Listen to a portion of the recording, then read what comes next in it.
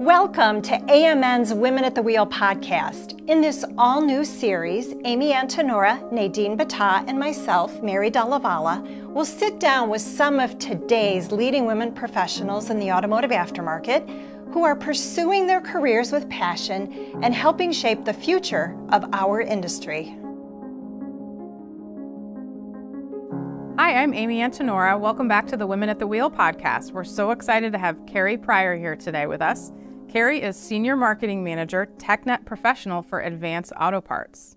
Welcome, Kerry. Thanks so much for joining us today. Thank you for having me, Amy. Really appreciate it. We're so happy to have you. And you're actually in town for something really exciting. We're based, Babcock's is based in Akron, Ohio. We're just south of Cleveland, which is home to the renowned Cleveland Clinic. And you're in town to visit Cleveland Clinic for a very exciting situation. Why don't you tell us about that? Yes, so thank you.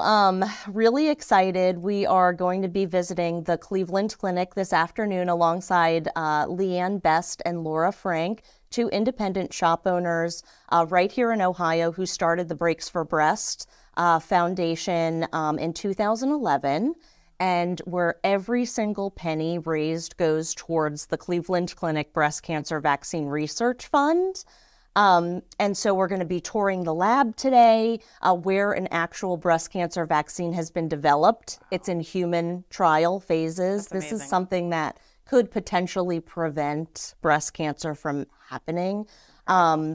We're going to be presenting a check for over $27,000 today, which was from the TechNet Professional and Brakes for Breast 2022 campaign.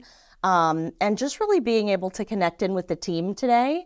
Every September and October, TechNet Professional shops offer their customers a rebate of up to $40 where they can give or get that rebate, and they decide if they want to donate some or all of that rebate back to the Brakes for Breast cause.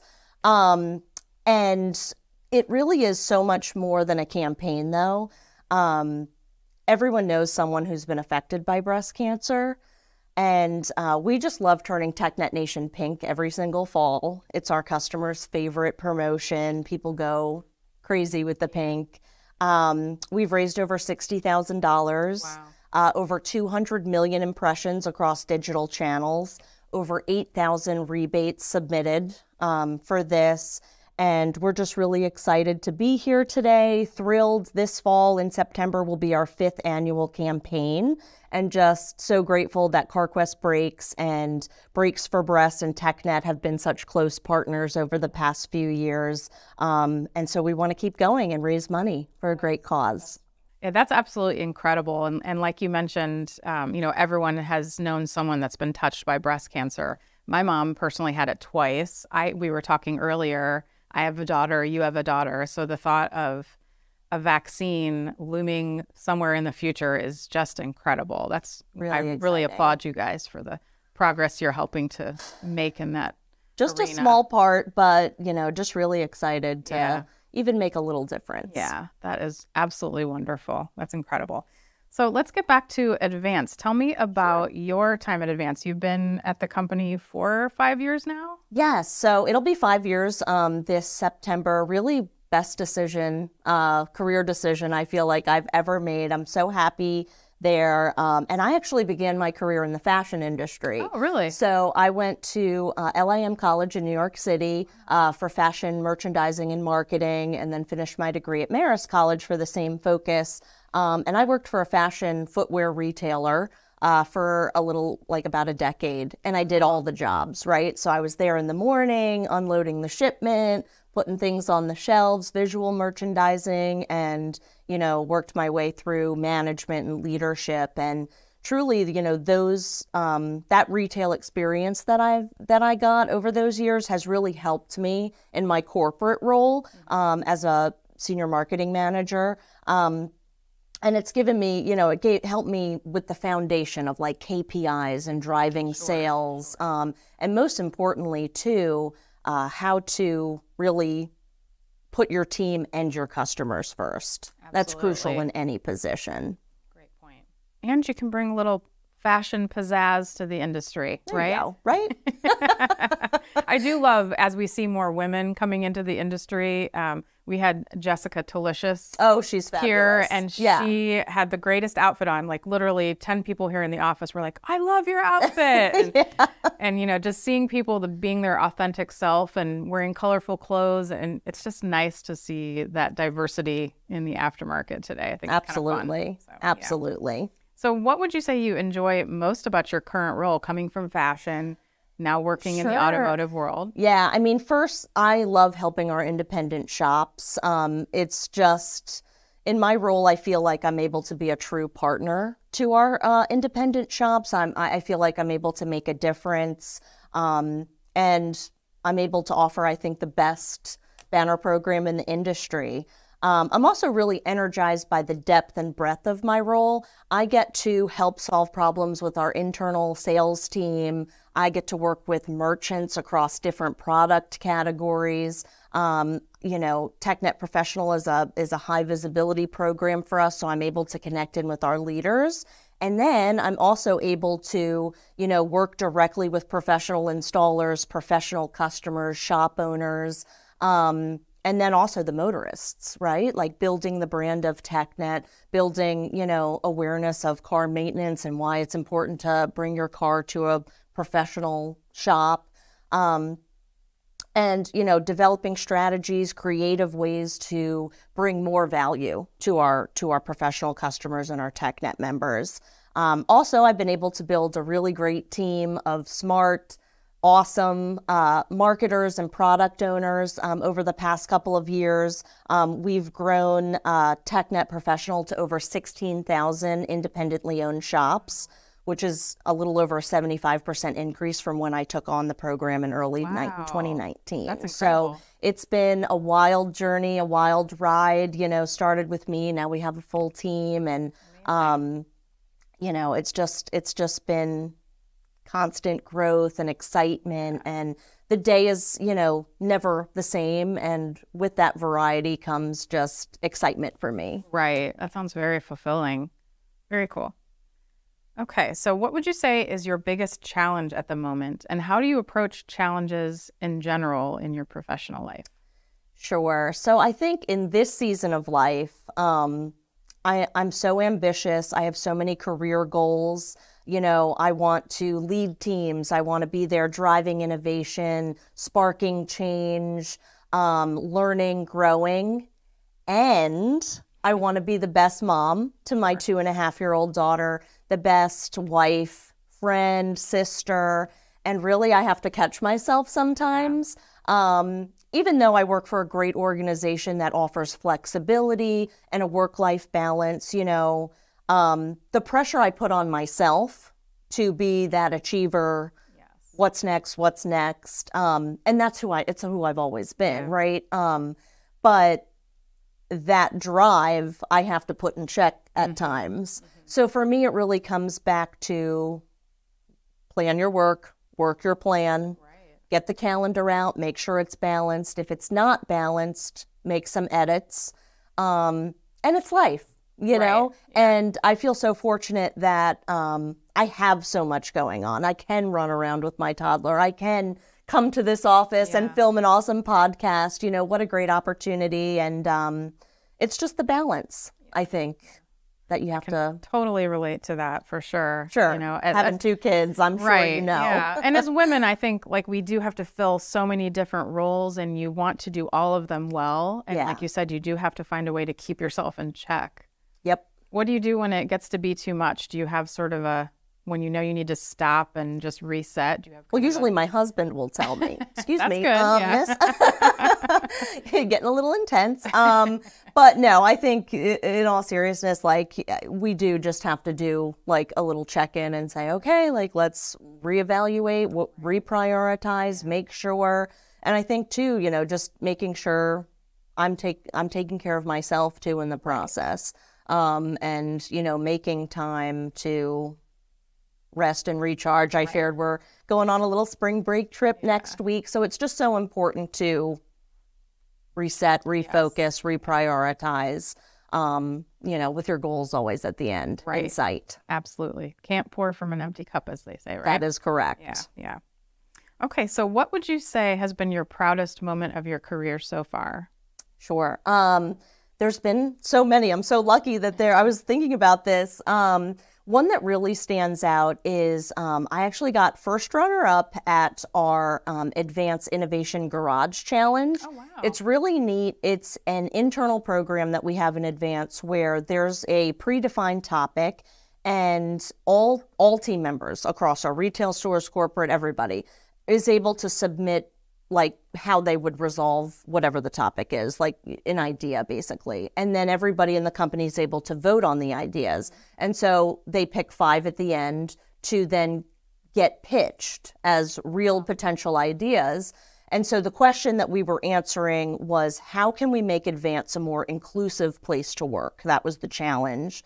And so my pitch was really promoted a more equitable family leave policy, no matter what your family might look like. And so it involved some automation of like a leave journey for our team members, and also, HR specialists who would advocate for team members. So think things like fertility treatment, surrogacy, adoption, elder care. In crafting my pitch, I was able to talk to team members from the United States, Canada, our global office and Taipei offices. I learned about people's families. I compiled a whole bunch of different pictures of their families to show just the diversity of all the families across the organization. I really dug deep into HR policy, not something I'm really familiar with. It was a lot. There was a lot involved, right? Yeah. So at the end, and even though Advance has great benefits and honestly superior benefits, trust me, I did the research, to a lot of other retailers, there's always more that we can do to make sure when policies are written that they're including everyone. The language is so important. And, at Advance, one of our cultural beliefs is we all belong. So anyway, that being said, didn't get the grand prize, which is okay. But, being that first runner-up and just really having the opportunity to meet so many team members across the Advanced enterprise, just learning and doing something totally out of my day-to-day, and then being able to stand up in front of thousands of team members. I was nervous, to say the least.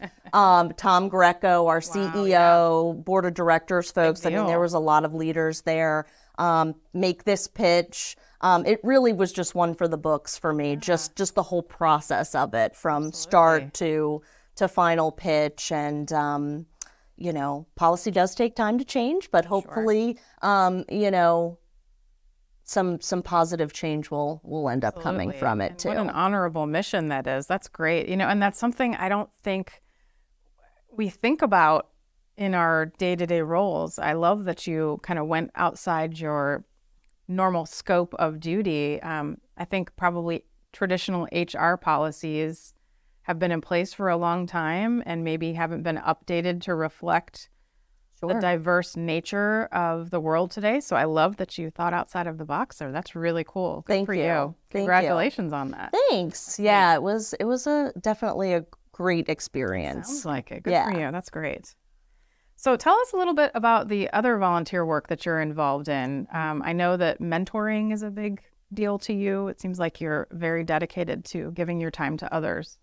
Thank you. Yeah, I think it's just so important to get outside of that, laser vision, day-to-day, when you can, of course, right? And think about ways that you could bring thought leadership back to your team, new ideas, fresh perspectives. And so my volunteer work has really enabled me to do that.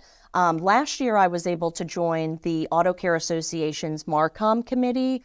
And that's where we meet. There's folks from across the industry on that. And we meet and we think about strategies and communication, tools, tactics, things like that to better market the Auto Care Association and some of the key initiatives. So think of Right to Repair. Right. So that's really important. I'm also part of the National Leadership Cabinet for the Tech Force Foundation. And they're a nonprofit that Advance has supported for the past several years. And they have the mission of championing all students to and through careers as professional technicians. And as you know, I'm sure there's over 1 million technicians needed in the job market between now and 2025. The shortage is real. Right. So that's really important. Absolutely. And then I also act as the liaison between the American Marketing Association, the Triangle chapter, so down in Raleigh area in North Carolina where I'm from. And we actually recently had a event at the Advance Auto Parts Tower in North Hills where our director of content spoke about our 90th anniversary campaign. And so we branded that as our Advance-iversary. So cute, right? And so it was a great way to just bring people in. It was both internal and external folks, you know, coming in for that. And I think really all of these volunteer opportunities, you know, have just set me up in a great way to build my network. And like I said, to kind of break that day-to-day focus for things that are really important that you should always kind of be thinking about. Okay, so I mentioned mentoring. Can you talk a little bit about what being involved in mentoring has meant to you, and also with Advance, some of the things that Advance does to nurture and support women in their careers? Sure. So Advance does a great job. I have to say, like, we've really invested in our DEI strategy, not only to empower women, but we have 7 team member networks, which are really cool. And they've been so valuable. And really, it seems like every other week we're having some sort of presentation. So, for example, we've heard from super inspirational women like Indra Nooyi, the CEO from PepsiCo, was on. And then last week we heard from Kirsty Ennis, who is a veteran amputee who is literally about to scale Everest and join the 7 Summit Club, which is not something a lot of people have. Right. But just like hearing from these people, these women, and there have been other, you know, team member networks that have put on those types of, you know, learnings and trainings for us has just been so great. And Advance encourages us to take that time to take the hour, listen to Kirsty, get some learning, get something to re-energize your focus. And that's been so important.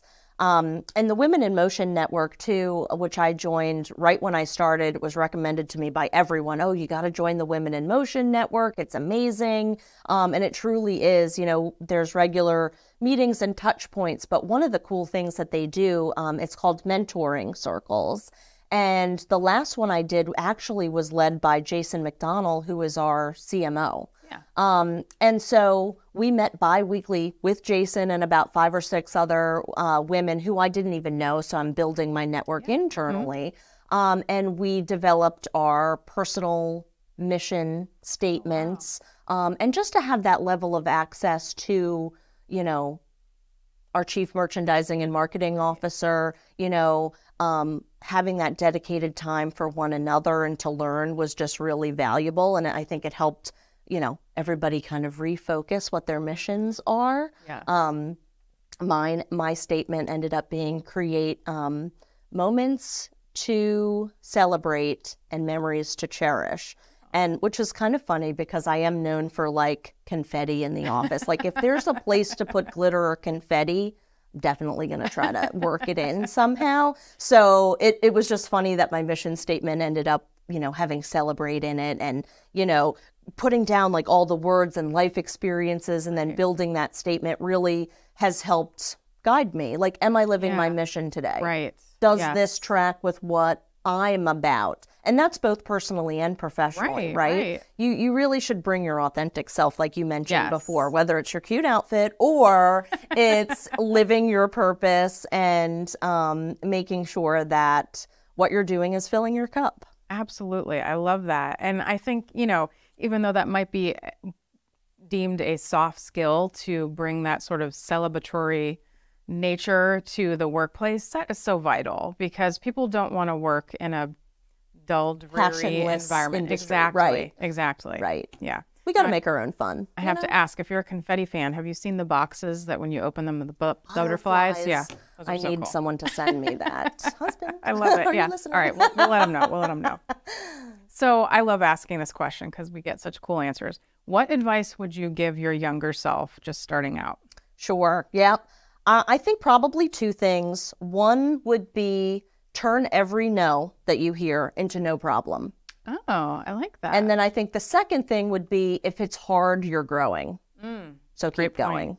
Yes. Those are excellent. I love that. I love that.